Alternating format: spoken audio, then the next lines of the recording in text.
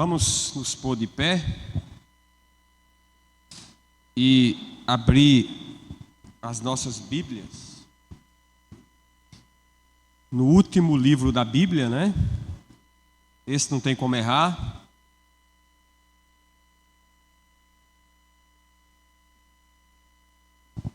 No capítulo 3.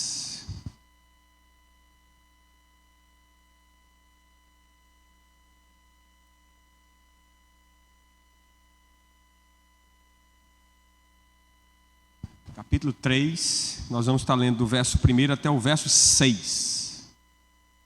6 primeiros versículos. Depois eu vou pedir para você manter a sua Bíblia aberta nesse texto. Ao anjo da igreja em Sardes escreve: estas coisas diz aquele que tem os 7 Espíritos de Deus e as 7 estrelas.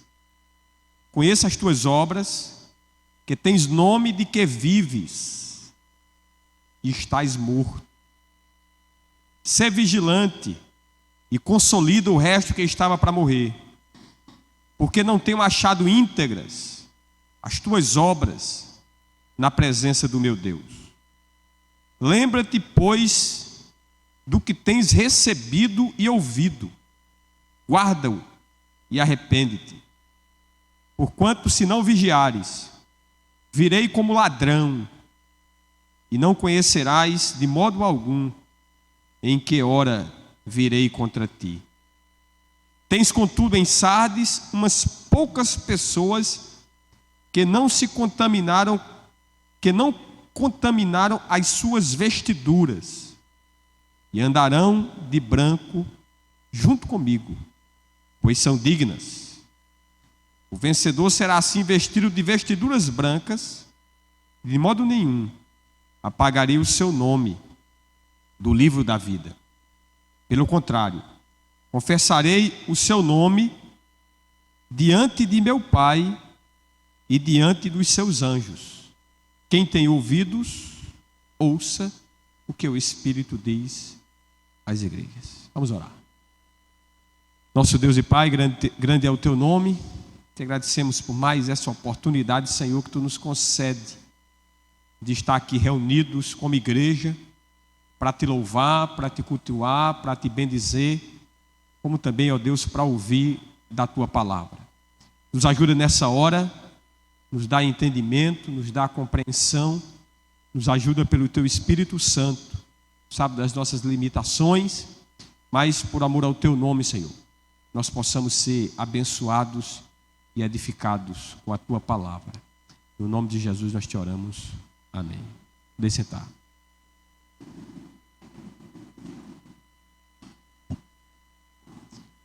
Bom, a igreja de Sardes, né? Sardes, uma das 7 cidades ali que existiam na Ásia Menor, não é? Faziam parte do Império Romano. Hoje aquela região é conhecida como Turquia. E a igreja de Sardes foi a 5ª igreja a receber uma carta de Jesus, né? Aqui no livro do Apocalipse. A cidade de Sardes, ela ficava na base de um monte chamado Timolo. Evidentemente que esse monte existe até hoje, né? Você depois pode pesquisar aí no Google. Essa cidade ficava situada no alto dessa colina, né? Era uma cidade fortificada, ela tinha muros, né? E por isso, né, por ela ficar numa colina e ficar rodeada de muros, ela se achava imbatível, né? Ela se achava uma cidade inexpugnável. No entanto, essa cidade, por 2 ocasiões, ela foi tomada de assalto. A primeira delas, no ano de 529 a.C., pelo rei Ciro, né, que é um rei, inclusive, citado nas Escrituras. Foi um dos reis da Pérsia, né, no ano de 529 a.C. Bem como no ano 218 a.C., por outro, né, personagem, né, da história chamado Antíoco Epifânio, que era um rei né, que descendeu ali do Império Grego depois da queda, né, depois da morte do grande general Alexandre o Grande. E essa queda, essa tomada, né, da cidade de Sardes, ela se deu em parte pela sua autoconfiança. Como eu falei, ela se sentia imbatível, né?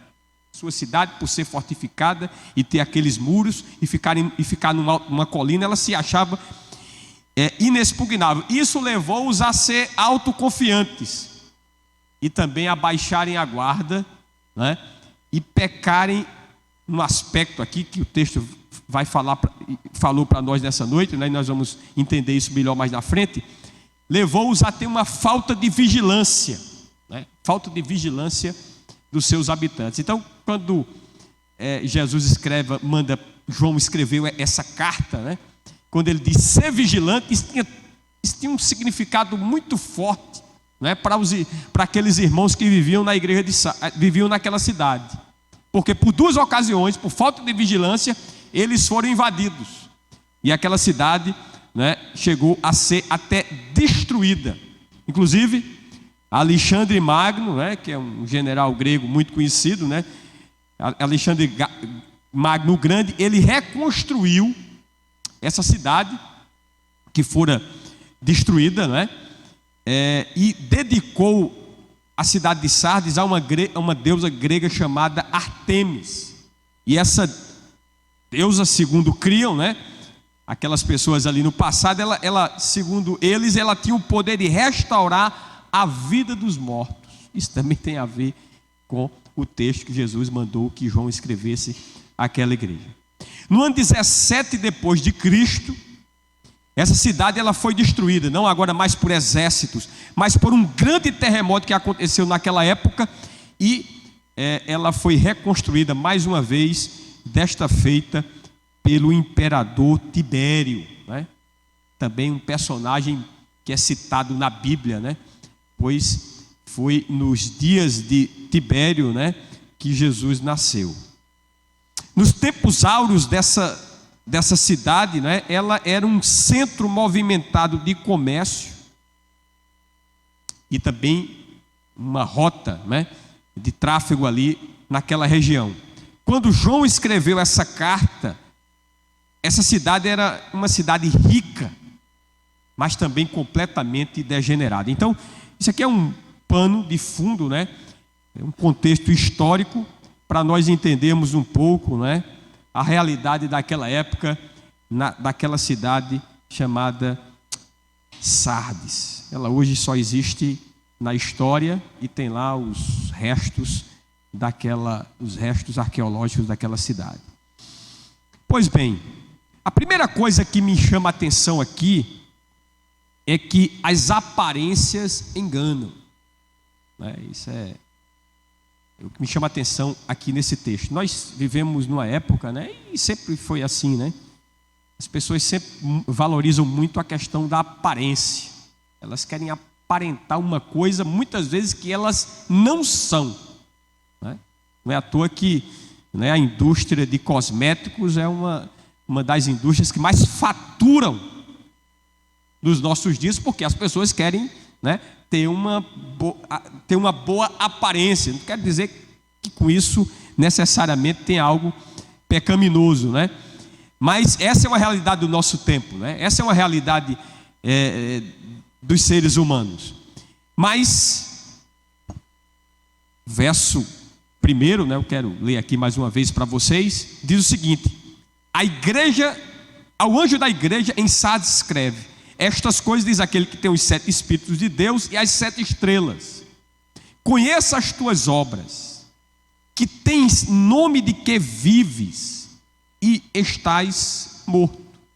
Essa é uma das cartas mais severas que Jesus escreveu. Geralmente nas cartas anteriores, né, que foram escritas por Jesus aqui no livro de Apocalipse, Jesus sempre começa com um elogio.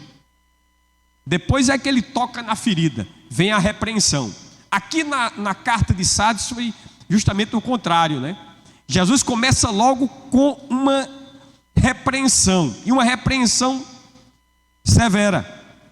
talvez muito mais forte do que aquele terremoto que eu falei no início, né, que destruiu aquela cidade no ano 17 depois de Cristo.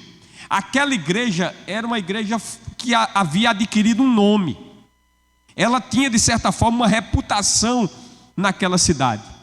Quem de fora olhava para aquela igreja achava que era uma igreja viva, que era uma igreja dinâmica, né? Ao contrário, por exemplo, na igreja de Pérgamo, que tinha prosperado falsas doutrinas, como a doutrina de Balaão, como a doutrina dos nicolaítas, nessa igreja, né, não havia prosperado nenhum tipo de engano religioso.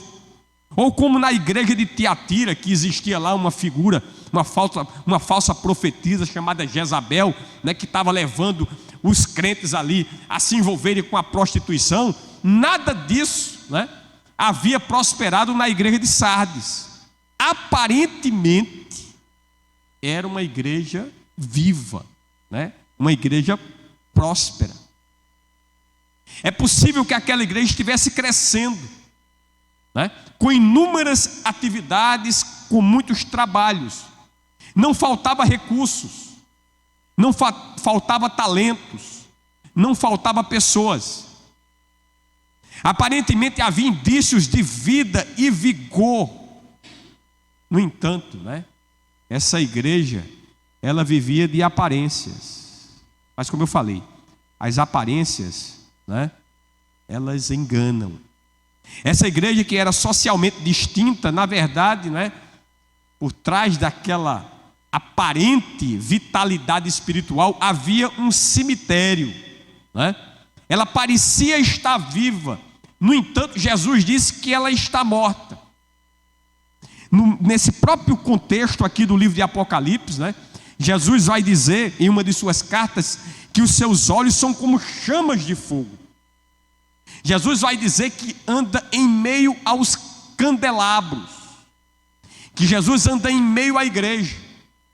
Nós somos capazes de mascarar uma realidade, até para quem está próximo da gente, para o nosso pai, para a nossa mãe, para o nosso esposo, né, para o nosso colega de trabalho.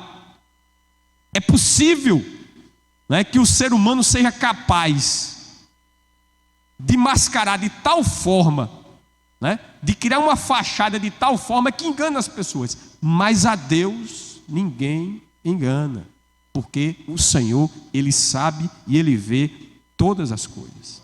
Aquela igreja parecia viva, mas estava morta.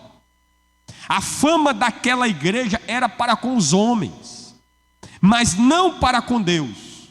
Aquela igreja, ela tinha uma performance, mas ela não tinha integridade. Muitas vezes nós valorizamos a opinião das pessoas, né, e ficamos desanimados quando somos criticados, e eufóricos, né, quando somos elogiados. Mas, irmãos, Deus, né, nós temos que lembrar, Deus não vê como o homem vê. Tem uma história na Bíblia muito conhecida, né? Grande profeta de Deus, Samuel. Deus disse: olha, vai lá na casa de Jessé, você vai escolher um de seus filhos para ser agora o rei de Israel. Aí entrou Eliabe, ó, era um cara bonito como eu, alto, né? Aí Samuel olhou para ele e disse: esse é o rei de Israel, esse é o cara. Está lá em 1 Samuel capítulo 16, verso 7, que diz o seguinte: porém o Senhor disse a Samuel: não atentes para a sua aparência, nem para a sua altura, porque o rejeitei. Porque o Senhor não vê como vê o homem vê o exterior, porém Deus vê o coração.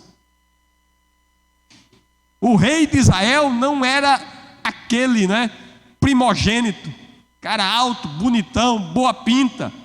Aparentemente, né, teria todos os predicados para ser o rei de Israel. Mas Deus não vê assim. Os crentes de Sardes pertenciam a Cristo só no nome, mas não no coração. É possível que uma igreja esteja aparentemente viva, mas espiritualmente morta. Os cristãos de Sardes eram como os fariseus nos tempos de Jesus. Lá em Isaías, capítulo 29, verso 13, a parte A do versículo, se você abrir, diz o seguinte: o Senhor disse: visto que este povo se aproxima de mim, e com a sua boca e com seus lábios me honram, mas o seu coração está longe de mim. Os fariseus faziam tudo, para serem elogiados e vistos pelas outras pessoas. Em Mateus capítulo 23, verso 5, não precisa abrir, diz o seguinte: praticam, porém, todas as suas obras com o fim de serem vistos pelos homens, pois alargam os seus filactérios e alongam as suas franjas. Os fariseus daquela época, tudo aquilo, toda aquela religiosidade deles não passava de um grande teatro.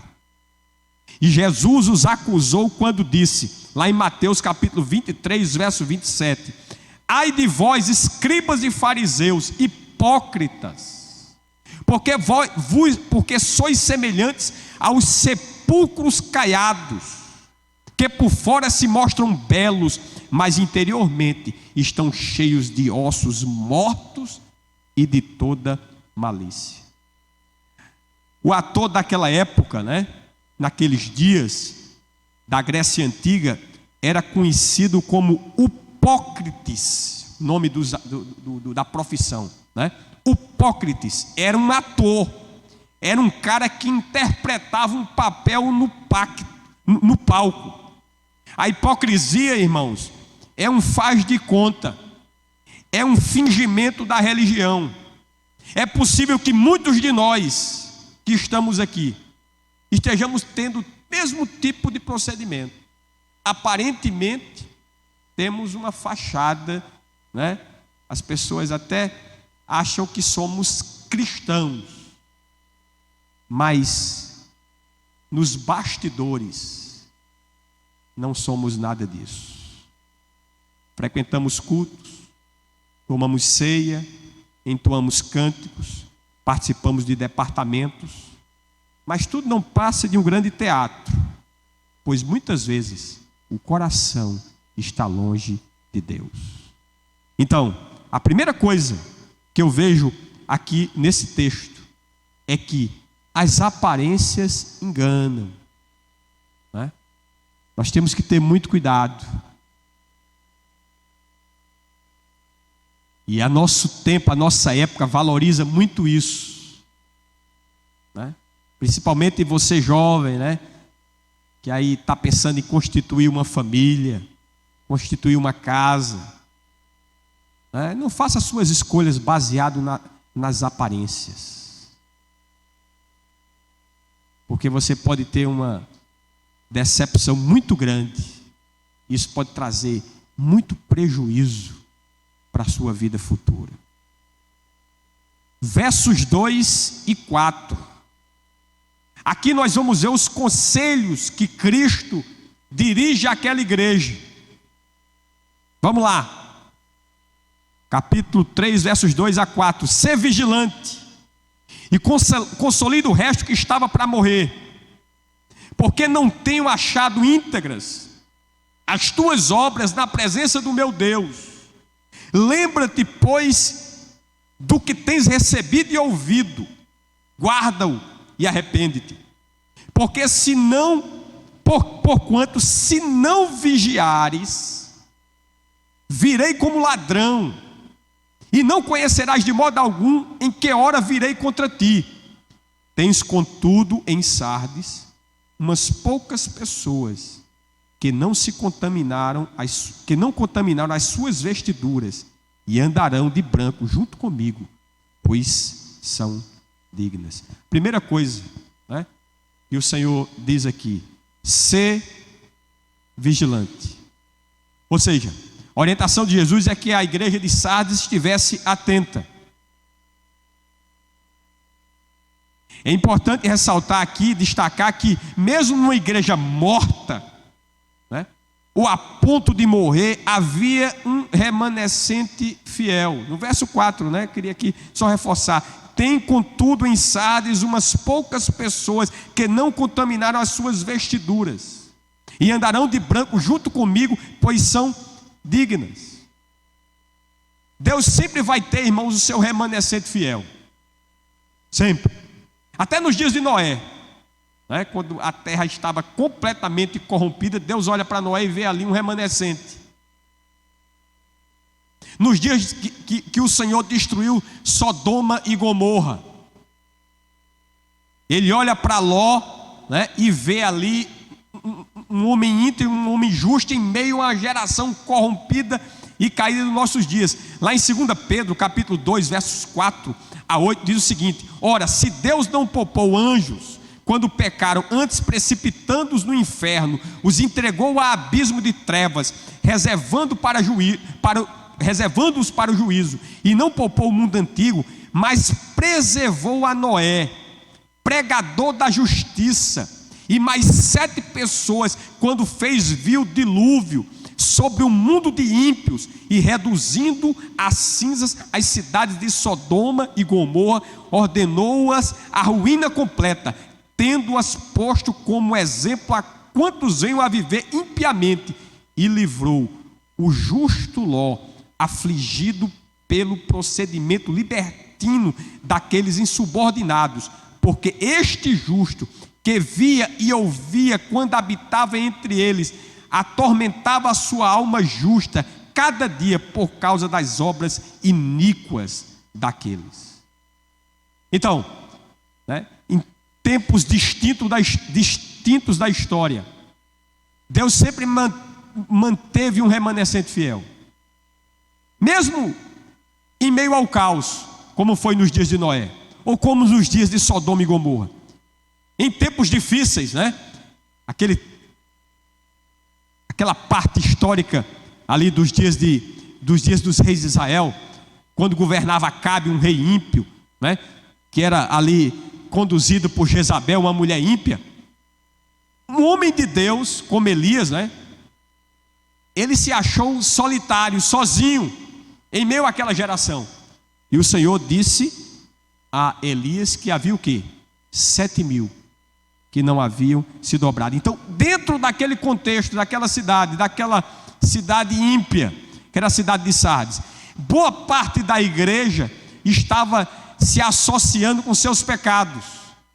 Contudo, em meio a esse contexto, havia um remanescente fiel. Jesus sai, né, nesse texto que nós lemos, da metáfora de morte para uma metáfora da sonolência. Alguns ali na igreja de Sardes estavam sonolentos. Jesus chama-os a atenção para que eles despertem dessa sonolência e estejam atentos. Por isso que ele diz: ser vigilante. Por várias vezes Jesus instigou os seus seguidores a vigiar. Lá no Getsemane, em Mateus capítulo 26, verso 41, ele disse: vigiai e o quê? Orai, para que não entreis em tentação. O espírito, na verdade, está pronto, mas a carne é fraca. Os crentes de Sardes sabiam muito bem, né? Eu falei lá no início que aquela cidade se achava inexpugnável, autoconfiante, né? E por isso, por baixar a guarda, ela foi tomada em 2 ocasiões ali na sua história. Então, os crentes da cidade de Sardes, eles sabiam muito bem o significado, né, de baixar a guarda. Por isso que o Senhor diz: ser vigilantes. E, irmãos, em meio a essa sociedade corrompida, né, que nós estamos vivendo em nossos dias, é necessário que nós, como seguidores de Jesus, sejamos sóbrios e vigilantes. Na sua carta, a sua primeira carta, Pedro escreveu lá no capítulo 5, no verso 8: sede sóbrios e vigilantes. O diabo, vosso adversário, anda em derredor, como leão que ruge, procurando alguém para devorar. O cristão não pode, em hipótese alguma, baixar a guarda. Pelo contrário, ele tem que redobrar a guarda, pois o inimigo está à espreita. Ele está à espreita. Né? Então, o primeiro conselho que o Senhor dá aqui, ele diz: ser vigilante. Ele ainda diz, na parte A do versículo 2: e consolida o resto que estava para morrer. Ou seja, esse remanescente pouco, essa minoria que havia ali na igreja de Sardes, ela tinha uma missão. Hoje nós vivemos, né, naquela máxima, né? Cada um por si e o quê? Deus por todos, né? Muitas vezes a gente não sabe nem o nome do irmão que faz parte da nossa mesma igreja. Nem o primeiro nome, nem o segundo nome. A gente vive num ativismo tão grande, né? Nesse nosso dia a dia, que não há tempo para esse tipo de contato, de relacionamento. Muitas vezes transformamos a igreja mais como um tipo de clube, onde nos reunimos uma vez por semana para, né, ouvir uma palavra. Mas igreja é muito mais do que isso. Nós temos que ter um compromisso uns com os outros. Não é só delegar e legar. Às vezes a gente vê o pastor como um tipo de empregado, né? Ele já tem o salário dele lá dado pela igreja, né? Muitos pensam assim. E o papel deles o papel do pastor é correr atrás e dar conta do serviço. Nós, a palavra de Jesus aqui diz, ele está falando para a igreja: ser vigilante e consolida o resto que estava para morrer. Ou seja, esse remanescente vivo tinha uma missão, que era de ajudar esses irmãos que estavam numa espécie de UTI espiritual, estavam quase morrendo. Tem muita gente fraca, irmãos, dentro da igreja, que precisa ser fortalecida. Tem muita gente que é como estar como sendo um tipo de um bebê, que precisa ser nutrido, precisa ser amado, até que atinja uma maturidade espiritual. E os cristãos mais maduros têm uma responsabilidade, têm essa responsabilidade para com essas pessoas. Nós geralmente lemos o texto da grande comissão, né? Que é de levar o evangelho, né? Batizando em nome do Pai, do Filho e do Espírito Santo, né? Ensinando todas as coisas que Jesus nos ensinou. Sim, temos que pregar, disseminar essa palavra, mas também não podemos esquecer de cuidar. A igreja peca muito em relação a isso aí. Peca muito em relação a isso aí, né? E o número de desviados, né, de pessoas que passaram pela igreja e já não estão mais, é muito grande. Você vai num presídio desse aqui em Campina Grande, se você for fazer uma pesquisa lá, você vai se surpreender, porque muitos dos que estão lá passaram, né, pelos bancos das nossas igrejas. Onde é que falhamos? Uma minoria viva, né, tem uma missão de ajudar a muitos que estão morrendo. O apóstolo Paulo tinha isso em mente. Lá em Romanos capítulo 1, verso 11, diz o seguinte: porque muito desejo ver-vos, Paulo escrevendo para aos irmãos que moravam lá em Roma, a fim de repartir convosco algum dom espiritual, para que sejais confirmados. Hoje tem muitos crentes que estão em busca de uma igreja perfeita, que não tenha problemas, né? Nós vivemos na época dos desigrejados, né? Eles só veem os problemas. Eles não querem se envolver para resolver esses problemas. Nós vivemos nesses dias, que ao se deparar, né, com uma igreja como a de Sardes, que estava ali com gente morta e outros quase morrendo, a tendência de muitos é abandonar essa congregação. Eu não estou falando aqui de igrejas que negaram a fé, né? Isso aí não, isso aí você não tem compromisso de participar, de congregar num lugar desse. Mas igreja, irmãos, né? Alguém já disse que é tipo um hospital, né? Tem pessoas que estão na UTI, tem outros que estão na enfermaria, né? Tem outros que já estão de alta. A igreja é isso. E aqueles que já estão de alta, já são maduros, ajudem aqueles que estão na enfermaria, que estão na UTI. Essa minoria que Jesus falou aqui, que Jesus chamou a atenção aqui, né? Tem que agir e saber que por meio da oração, do amor e do testemunho, muitos que estão aí para morrer poderão ser salvos. A parte B, né, do versículo 2 diz o seguinte ainda: porque não tenho achado íntegras as tuas obras na presença do meu Deus. As obras da igreja de Sardes não estavam à altura, né, do chamado. Nós temos que fazer essa oração: Senhor, que a nossa vida esteja, né, à altura da obra que tu fizesse por mim.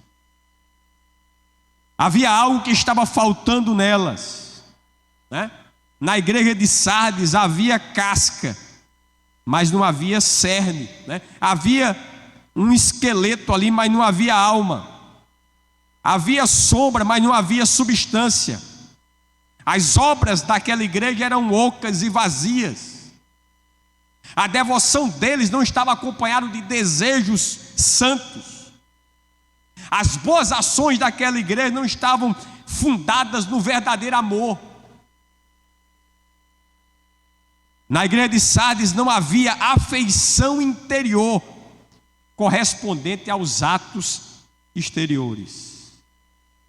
Jesus, mais uma vez, se reportando aos fariseus, no capítulo 23 do livro de Mateus, verso 23, diz o seguinte: ai de vós, escribas e fariseus, hipócritas, porque dais o dízimo da hortelã, do endro e do cominho, e tendes negligenciado os preceitos mais importantes da lei, a justiça, a misericórdia e a fé. Devias, porém, fazer estas coisas sem omitir aquelas. A realidade dos fariseus se encaixa, né, muito bem na realidade daqueles irmãos da igreja de Sardes. No versículo 3, a parte A do versículo diz: lembra-te, pois, do que tens recebido e ouvido, guarda-o e arrepende.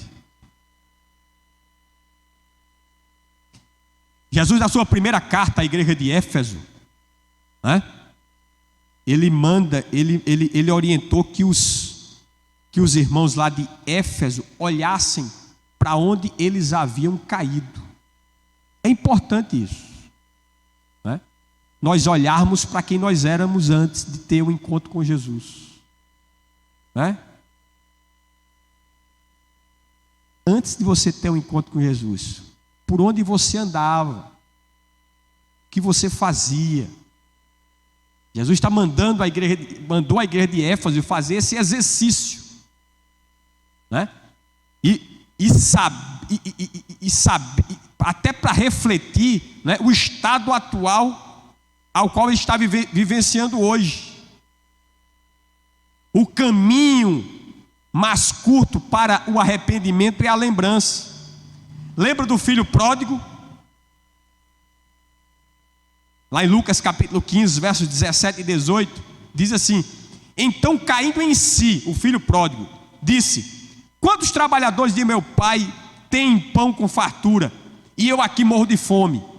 Levantar-me-ei e irei ter com meu pai, e lhe direi: pai, pequei contra o céu e diante de ti.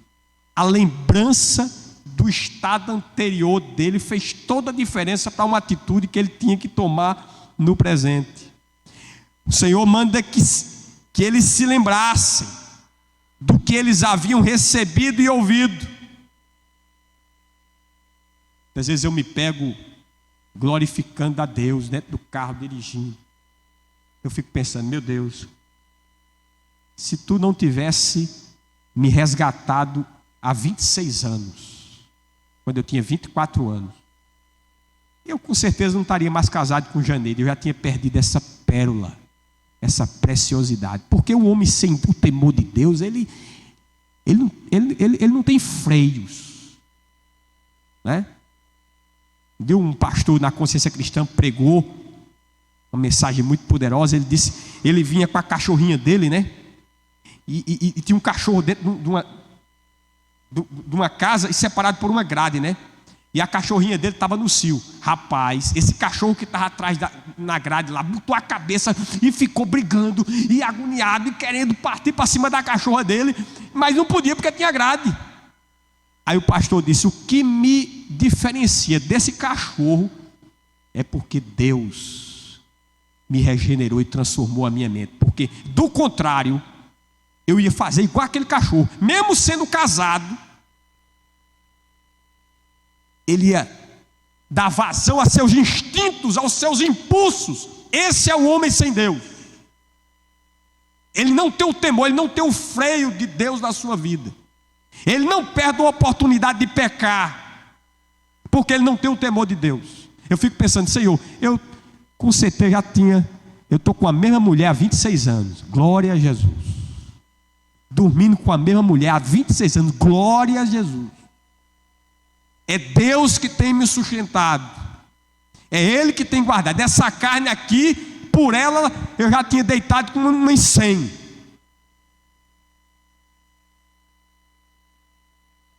Aí eu fico pensando no meu carro, Senhor, Tu é maravilhoso. Como é que eu estaria hoje? Como é que estaria minhas filhas? Como teria sido criado? Lá no Parque do Povo, tomando cana como eu fazia, dançando forró lá. Essas meninas não estavam hoje aqui casando. Uma casou direitinho com um menino crente, outra casou faz 15 dias com outro menino crente. Tudo agora com temor de Deus. Vão constituir suas famílias, vão gerar outros ali. Vai passar para outra geração o temor de Deus. Senhor, como Tu és maravilhoso. Nós temos que nos lembrar, irmão, dessas coisas e valorizar elas. Tem crente que está valorizando as coisas do mundo, as riquezas do mundo, e com isso está se perdendo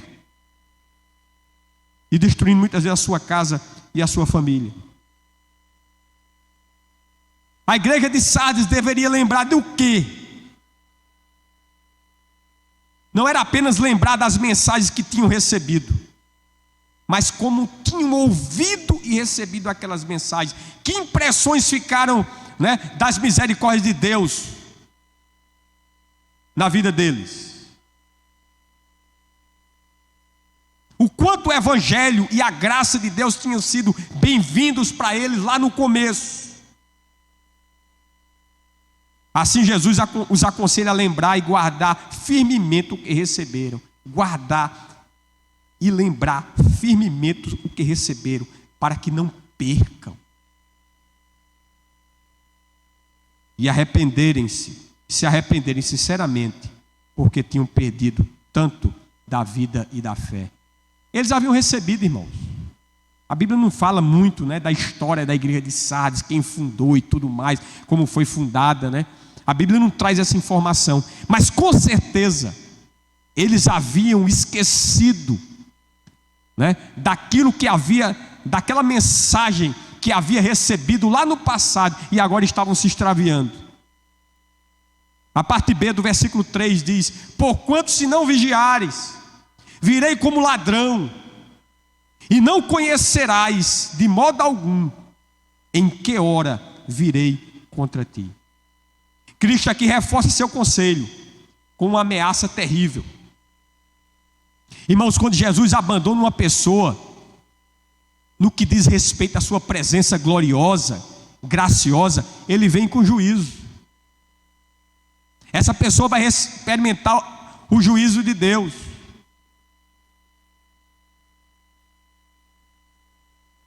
Vai ser terrível, irmãos, para os que pecaram e desperdiçaram o tempo da visitação. Lembra lá quando Jesus estava lá, olhando para Jerusalém, ele chora.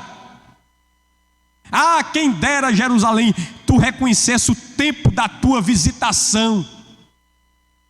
Jesus sabia o que ia ocorrer ali, irmãos. Décadas depois ali, aquela cidade seria destruída, sangue ia dar na canela, e deu. Eles passariam vagando quase 2000 anos, saíram no ano 70 depois de Cristo, voltaram agora em 1948, você imagina? Eles passaram quase 1900 anos vagando pelo mundo. Você acha que Jesus não estava contemplando o holocausto? Claro que sim.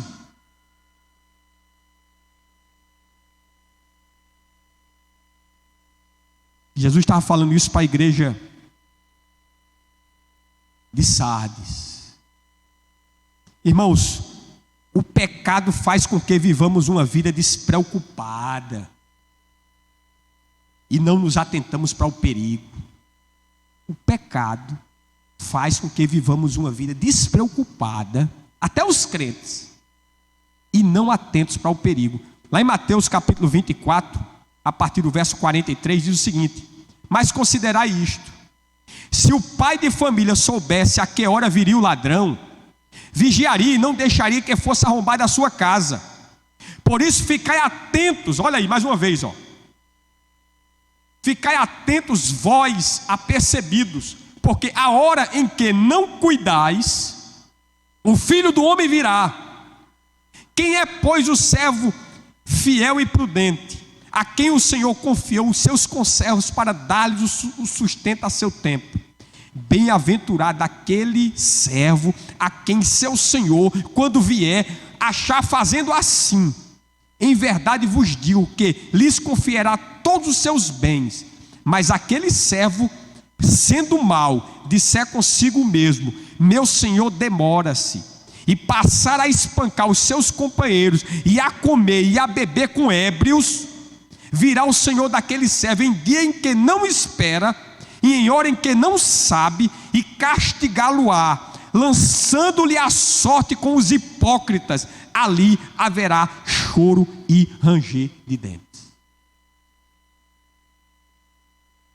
Jesus disse ali no seu sermão profético, no capítulo 24 do livro de Mateus: crentes que estão aí despreocupados em relação à vinda de Cristo, dando vazão ao pecado, sendo um servo mau, na hora que você menos esperar, o juízo vai bater à sua porta.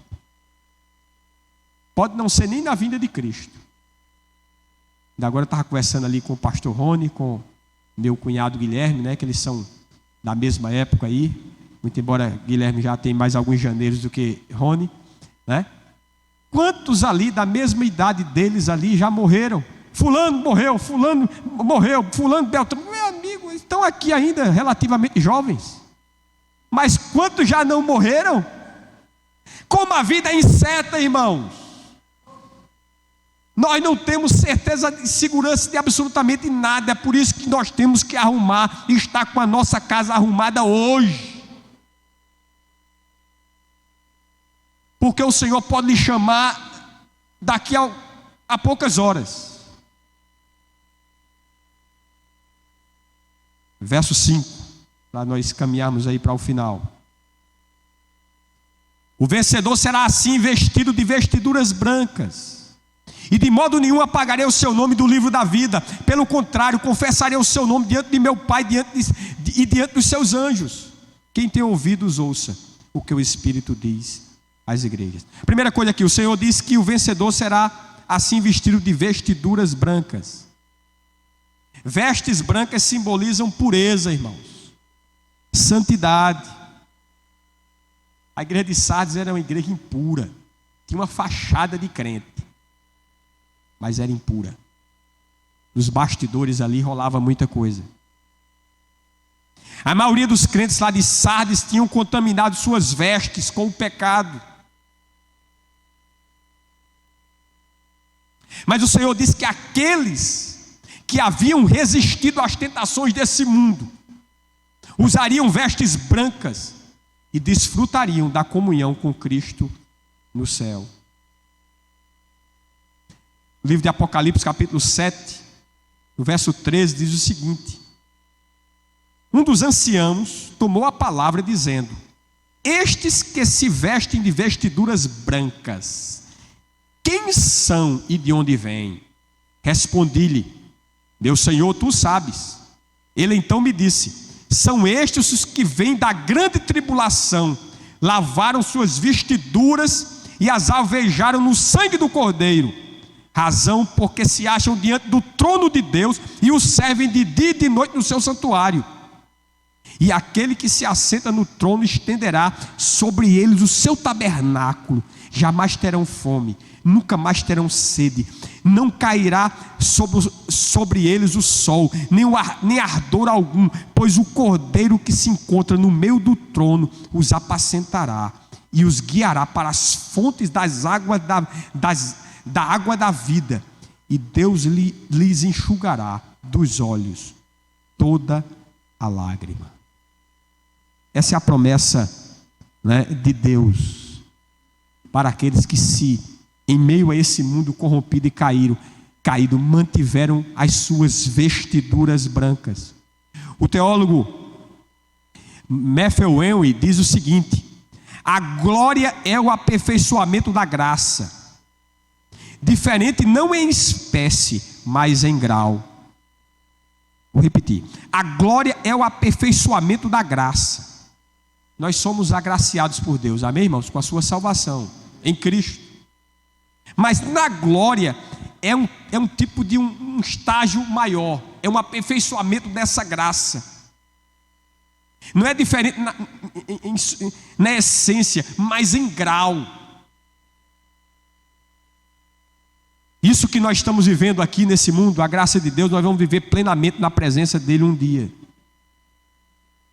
A parte 5, no versículo 5, a parte B diz: e de modo nenhum apagarei o seu nome do livro da vida, pelo contrário, confessarei o seu nome diante de meu Pai, diante dos seus anjos. Irmãos, Deus tem um registro de todos os seres humanos que irão herdar a vida eterna.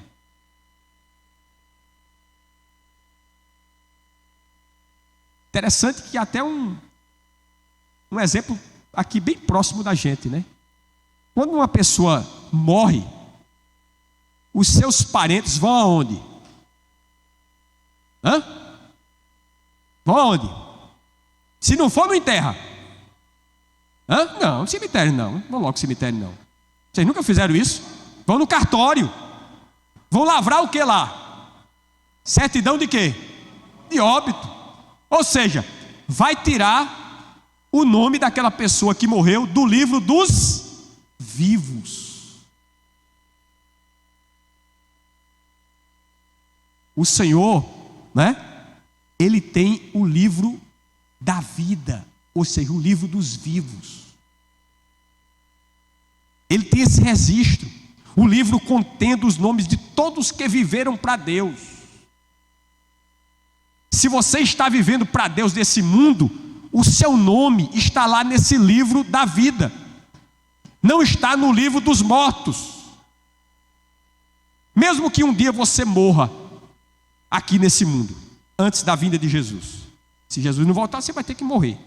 Você vai ser tirado do livro da vida dos homens, mas você vai estar no livro da vida de Deus. Esse é o que importa.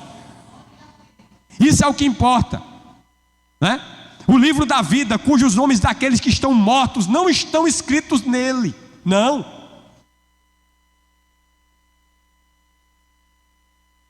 Aquele que está morto, não é morrendo que vai lá na eternidade se tornar vivo, não. Aquele que está morto aqui nesse mundo. Um dia Jesus disse, né, um dos seus discípulos: Senhor, deixa eu ir enterrar, né, um parente. Meu pai, Jesus disse: deixe que os mortos enterrem os seus mortos. O homem que não foi regenerado, que não teve a sua mente transformada por Deus, ele está morto, mesmo estando vivo aqui nesse mundo. Ele está morto. Ele precisa ser avivado por Deus, ele precisa ser regenerado, ele precisa ser tocado no seu espírito, pelo Espírito Santo de Deus, para que ele possa viver. Isso não é um desejo humano, Até porque o homem morto, ele não tem esse desejo de viver para Deus. Ele quer viver para o mundo aí, desfrutando do mundo e pecando e gozando do mundo.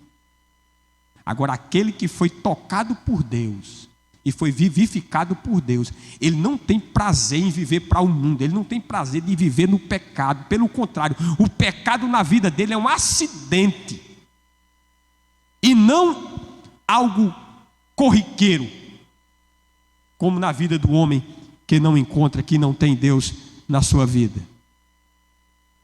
Um dia, irmãos, os livros serão abertos e os mortos serão julgados pelo que está escrito no livro. Lá em Apocalipse capítulo 20, o verso 11 diz o seguinte, presta atenção. Você está botando aí?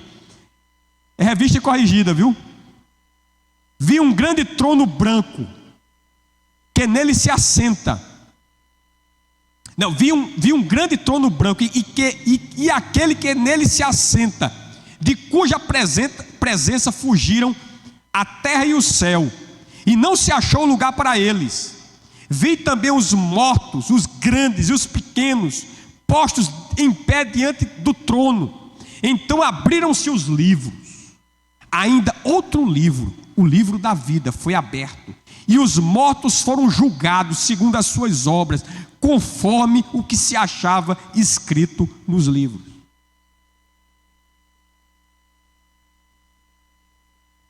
Irmãos, não adianta ter a aparência de que está vivo e não ter o nome escrito no livro da vida. A igreja de Sardes tinha aparência de que era uma igreja viva, mas estava morta. Não adianta, irmãos, ter o nome escrito no rol de membros aqui da igreja do Brasil para Cristo, se seu nome não está escrito no livro da vida. Essa carteirinha, né, aqui a gente nem tem, né? Tem lugares que tem, de membro, você recebeu, está lá rolado numa ata, você foi batizado, né? E você participa da ceia e tal. Mas se o seu nome não está escrito no livro da vida, meu amigo, você não vai poder chegar lá e dar carteirada não, viu? Olha aqui minha carteirinha. Eu fui batizado lá na igreja do presidente Médici.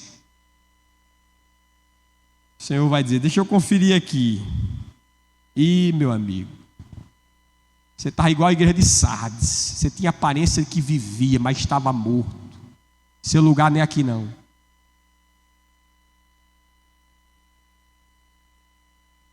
Interessante, né? Que o texto diz que o Senhor, ele diz aqui, pelo contrário, confessarei o seu nome diante de meu Pai, diante dos anjos. Cristo vai, irmãos, imagina aí, Cristo vai confessar o seu nome diante de Deus e dos anjos. Olha que honra, olha que coisa extraordinária. O Criador do universo, Senhor dos... A gente já fica feliz, né? Muitas vezes está num canto assim, cheio de gente importante, e o cara dizer o seu nome ali, está aqui fulano de tal. O cara se sente a última bolacha do deserto. Não, a última Coca-Cola do deserto, né? A última bolacha do pacote. Troquei aqui. Né? Você imagina o Senhor diante das hostes celestiais, que ninguém sabe quantos milhões ou bilhões de seres angelicais existem. Diante do Pai, o nosso Senhor e Salvador Jesus Cristo, dizer, fulano, meu Pai, exércitos celestiais, esse aí, ele foi fiel, ele confessou o meu nome diante dos homens, ele não se envergonhou de mim, ele preferiu andar na contramão, ele preferiu andar na contracultura, ele preferiu ser espoliado dos seus bens, ele preferiu ser perseguido, ele preferiu ser morto, ele preferiu ter prejuízo, mas ele honrou o meu nome, Senhor. É isso que o texto está dizendo. E não apenas isso, o Senhor vai nos conduzir com Ele em triunfo no céu. Lembre-se que Jesus vai rasgar esses céus e vem buscar a sua igreja. A Bíblia diz que os que morreram em Cristo vão ressuscitar. Os que estiverem vivos vão ser arrebatados. Vai ser um encontro nos ares. E Ele vai nos introduzir nos ambientes celestes, apresentando-nos ao Pai e dizendo: olha aí, Senhor, os filhos que Tu me destes agora estão contigo. Como será grande essa recompensa. Eu quero concluir fazendo aqui uma pergunta. Você tem certeza que seu nome está no livro da vida? Você tem certeza? Se você não tem, de duas uma. Primeiro, ou você é um incrédulo, você não recebeu as boas novas do Evangelho, você não entendeu o Evangelho, né? O cara que não entende o Evangelho, as boas novas de Jesus, ele acha que a salvação dele é por meio de suas obras, é por meio de seus méritos. O cara que não entende o Evangelho, ele acha que é sendo um religioso, é sendo um bom marido, é sendo um bom pai, é sendo um bom filho. Não! Isso não é as obras não são meio de salvação. As nossas obras diante de Deus, elas são defeituosas, imperfeitas. Jamais poderá nos levar a alcançar a salvação por meio de nossos méritos. Então, se você não tem certeza que seu nome está no livro da vida, ou você não entendeu o Evangelho, ou você é um incrédulo, você não compreendeu. Ou você está assim como os crentes de Sardes. Pior é que existe gente assim. Está na igreja, com a aparência de quem está vivo, né? Até num processo de auto-engano, achando que está servindo a Deus, mas quando de fato não está.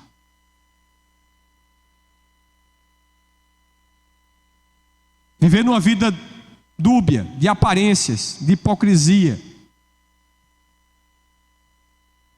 O Senhor está chamando tanto o incrédulo, como esses que eu poderia considerar como sendo um hipócrita religioso, para que se arrependam de seus pecados e vivam para a glória de Deus.